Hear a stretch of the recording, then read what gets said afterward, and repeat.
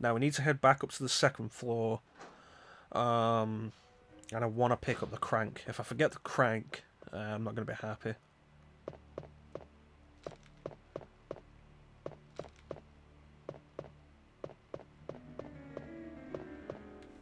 Yeah. Need the crank, I need the gold cog wheel. I don't think there's anything else, but I did forget stuff one time here during a stream. And it messed me up because I was right outside the room I was that I needed to go in, and I realised I didn't have what I needed. I only have 3 grenade rounds left, that's not great.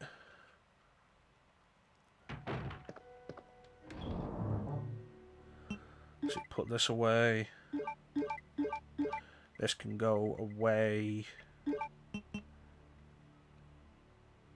want to use that.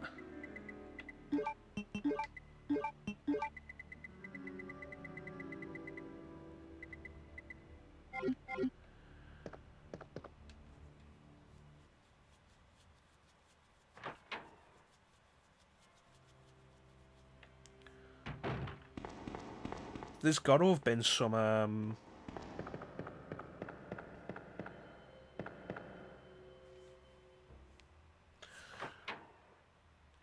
there's got to have been some grenade rounds I've missed somewhere. I feel like I should have more than 3 at this point.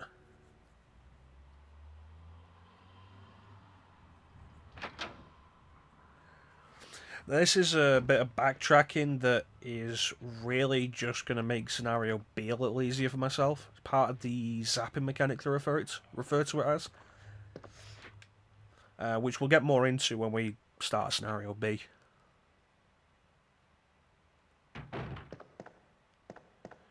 But what we want to do is place the cord here. There's another box like this on the other side of the building where we saw the liquor for the first time. Whichever one you place it on will shut the shutters. But you only have 1 cord, so you can only do 1 of them.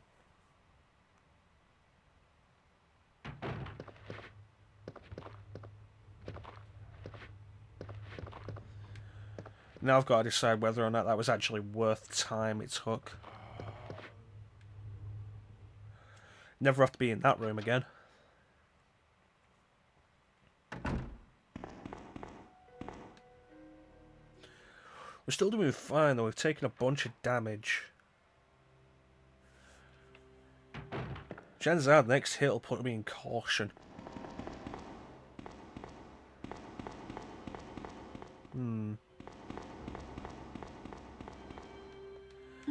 Okay, so we got this ladder and the zombies are going to be gone now. There'll be a licker right in front of me.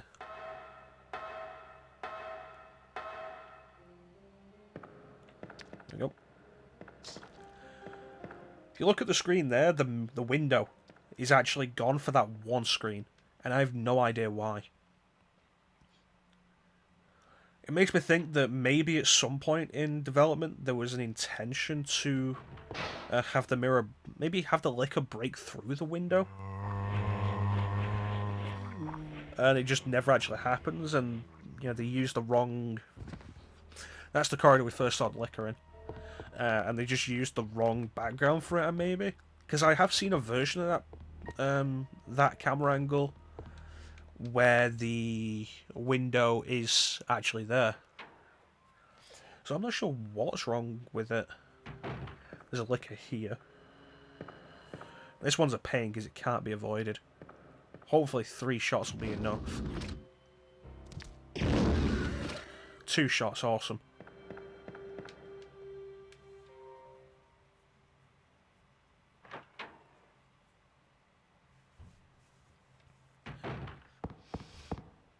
Alright. Use the crank. Lowers the stairs. Crank's gone. Up the stairs.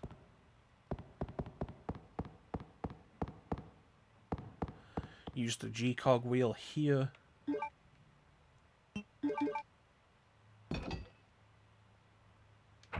Push the button. Opens up the point at the side. And then we get the second half of the bluestone.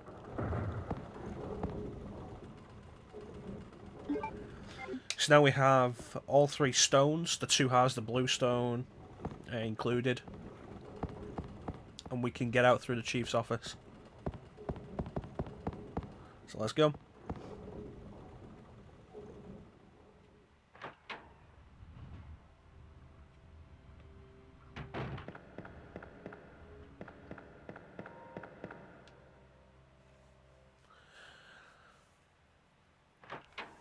The pre-rendered backgrounds are really nice in this game. The first game did some good stuff with pre-rendered backgrounds, and for the time they looked really good, but I think they've aged very poorly. Whereas the pre-rendered backgrounds in this, I think, aside from the compression artifacts, I think the pre-rendered backgrounds in this game look fantastic. They're visually they look low quality. There's a lot of pixelation you can see on there. And like I say, down to the compression more than anything. But I think the actual backgrounds themselves are very nice.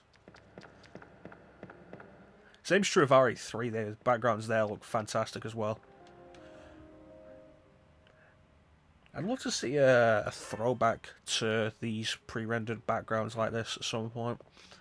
Like a fresh game with pre-rendered backgrounds would be really neat.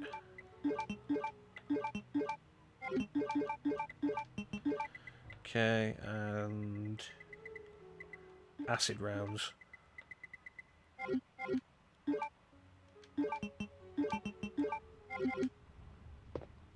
Let's go.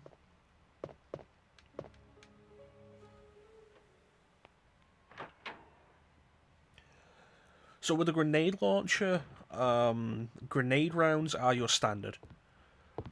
Like I say, they're basically Claire's equivalent to the shotgun shells, although somewhat more powerful. The flame and acid rounds are the special cases. Claire! Sherry, you're okay. I'm glad to see you're safe, Claire. So anyway, if you want an idea of just how good the backgrounds actually look, it's worth checking out the Seamless HD project for RE2 and RE3, which both have been done, where they've cleaned up the backgrounds using that the AI cleanup technique thing. I'm not entirely sure what the idea behind it is, but the results speak for themselves, and it does look really nice. You have to pick this up to progress. Mail to the chief, baby. To Mr. Brian Irons, chief of the Raccoon City Police Department. We've lost the mansion lab facility due to the actions of the renegade operative Albert Wesker.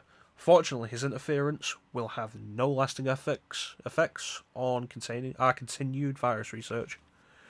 Our only present concern is the presence of the remaining STARS members, Redfield, Valentine, Burton, Chambers and Vickers. So this confirms who survived the first game. If it comes to light that the STARS have found any evidence as to the activities of our research, dispose of them in such a manner that would appear to be purely accidental. Continue to monitor their progress and make certain their knowledge does not go public. Annette will continue to be your contact throughout this affair. William Birkin. To Mr. Brian Irons, Chief of the Raccoon City Police Department. I have deposited the amount of $10,000 to the account for your services this term as per our agreement. The development of the G-Virus is scheduled to replace the T-Virus. Development of the G-Virus scheduled to replace the T-Virus is near completion. Once completed, I am certain that I will be appointed as a member of the Executive Board for Umbrella Inc. It is imperative that we proceed with extreme caution. Redfield and the remaining STARS members are still attempting to uncover information on the project. Continue to monitor their activities and block all attempts to investigate the underground research facilities. William Birkin. To Mr. Brian Irons, Chief of the Raccoon City Police Department. We have a problem. I have received information informing me that Umbrella HQ has sent spies to recover my research on the G-Virus. There are an unknown number of agents involved. They must not be allowed to take this project away from me, as it represents my entire life's work. Search the city thoroughly for any suspicious persons. Detain any such individuals by whatever means deemed necessary, and contact me immediately through a net. With these precautions, any possible threat should be eliminated. I will not allow anyone to steal my work on the G-Virus, not even Umbrella. William Birkin. So define suspicious persons.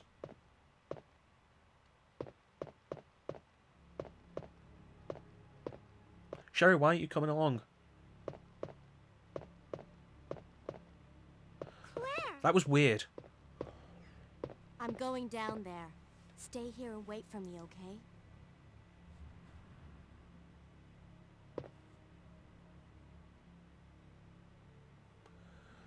Going down.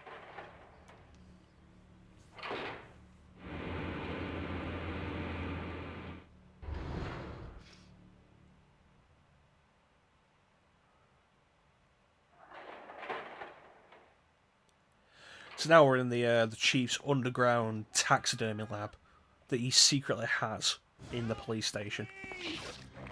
Talk to the hand.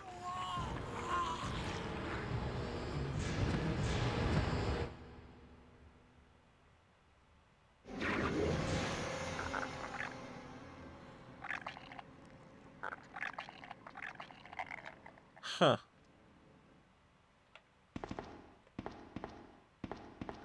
Oh, something just happened. Why does he have torches down here?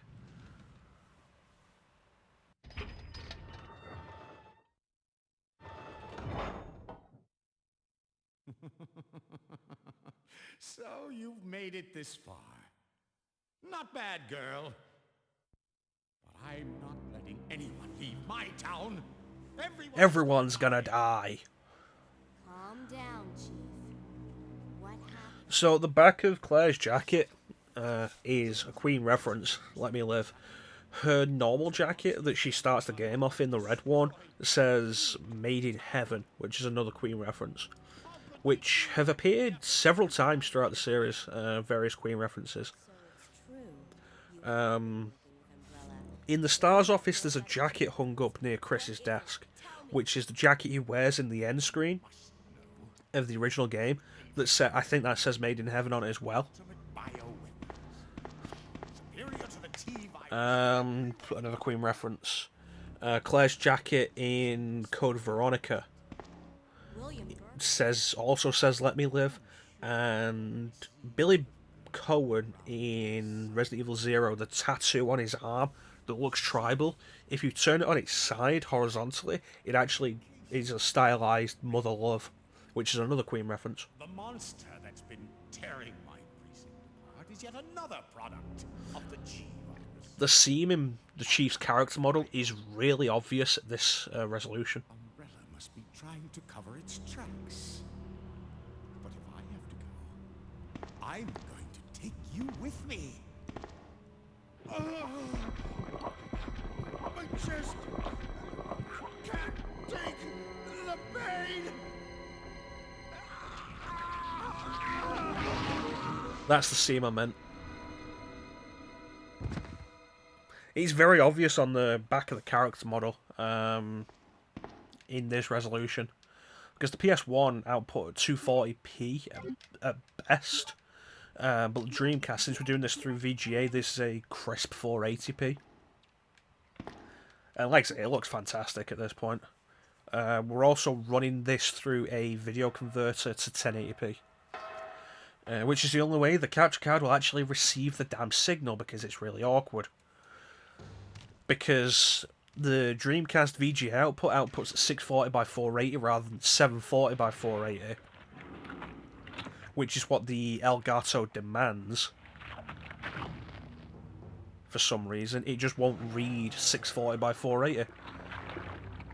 So getting the Elgato capture card I use to register the Dreamcast took a bunch of work. I had to get a very specific... There we go, that's dead. And none of the little things it vomits out got me. I'm very happy with that.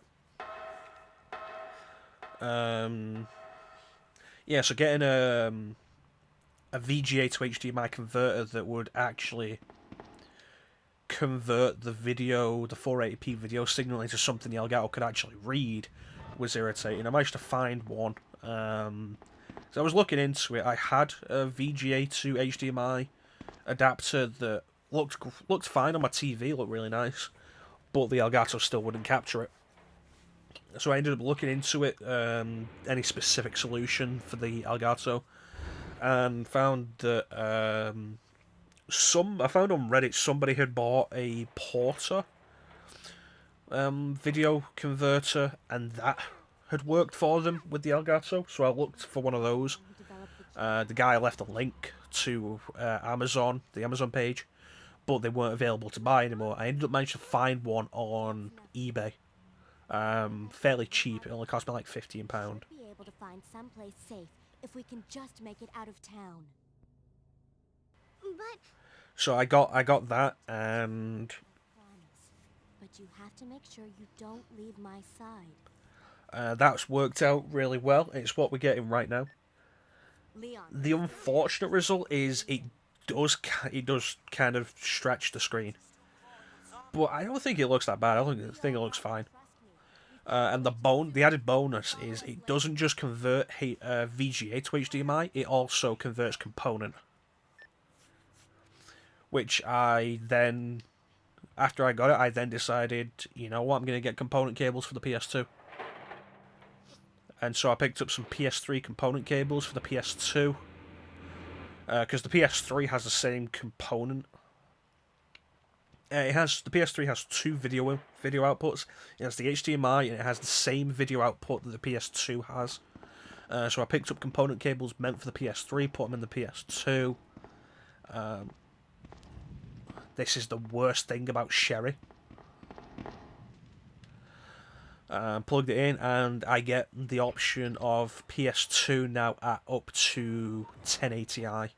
Although there's only a few games that support that.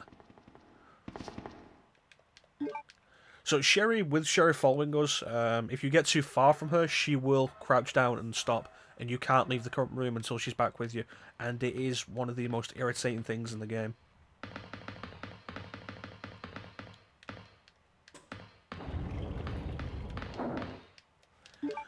Yeah. Actually getting 480p, because the standard resolution for the PS2 is 480i. It's 480 interlaced rather than the 480 progressive, which we want. Come on, let's get out of here. Not every game on the PS2 supports 480p, which is kind of irritating. And a bunch of the ones that do will only give you the option to go into 480p if you hold X and triangle after the PS2 logo appears. Which is really irritating. And so, just in general, video solutions for the PS2 are not fun.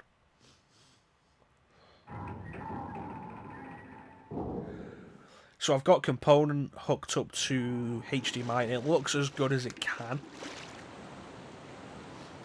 And beyond that, the problem is just the PS2. Well, see you, Sherry. Where are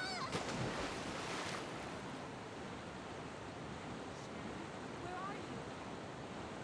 Sherry! Claire! So now we play as Sherry again. Thankfully, she's not in caution anymore. She must have used a herb at some point.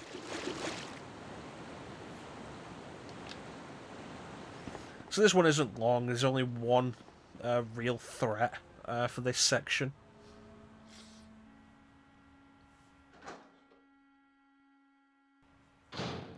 That threat is not this zombie.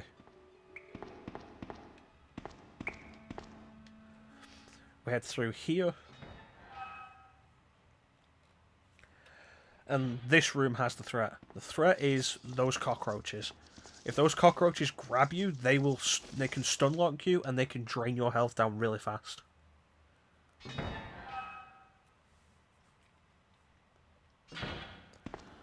So we walk forward, we just grab the wolf medal.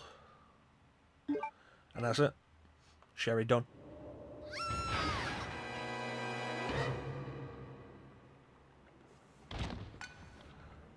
That was a hard landing.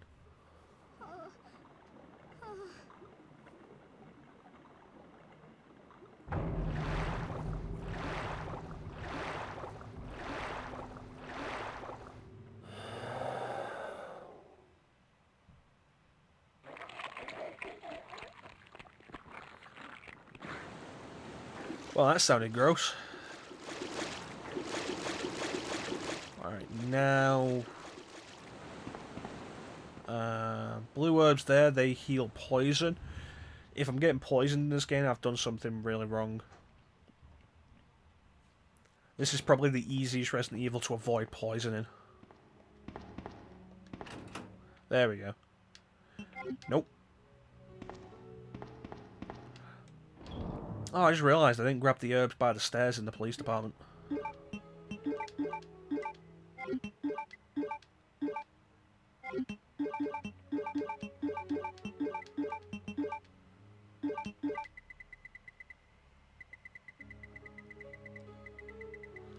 Valve handle.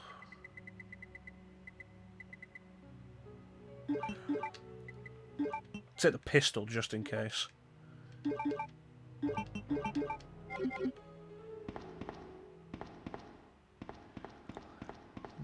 I hope not getting those herbs doesn't come back to bite me.